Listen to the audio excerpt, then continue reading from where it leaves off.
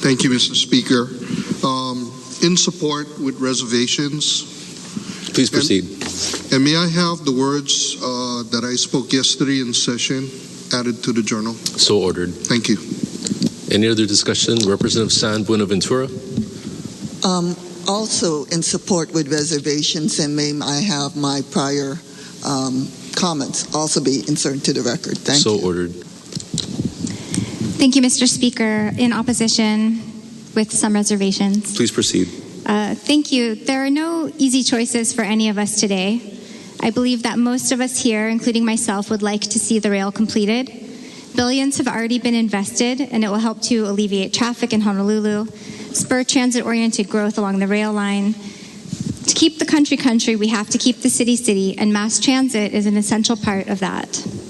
I also appreciate the effort that was made by the Finance and Transportation Committee chairs to shift some of the tax burden for rail from our poorest residents and working families to those who can better afford to pay a little more, as well as the provisions in this bill that provide for more oversight and accountability of the rail project.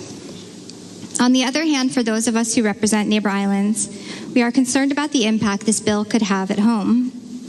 Although this tax will be paid mostly by visitors and far less by working families compared to the DET, it will place an additional burden on our tourism industry on neighbor islands, which we are highly dependent on. On Hawaii Island, property taxes on hotel and resort properties were raised by 6.5% just 2 months ago by the county. I believe it's too much to ask our hotels on Big Island to absorb both of these increases at the same time, and for that reason, I must vote no today. And I also want to say, echoing the comments of many of my colleagues, that going forward, I hope we can all try a little harder to remember that we are all in one canoe, no matter which island we live on. We must move away from pitting Oahu against neighbor islands, county government against state government, House against Senate, and learn to work together, because there is much work to do, and that is what we were elected to do. Thank you. Thank you, Mr. Speaker. I rise in somewhat reluctant opposition to this bill, but in opposition. I want to acknowledge the hard work and countless hours that led to the current bill. I appreciate the innovative use of the TAT, especially it will decrease the finance costs of this bloated project.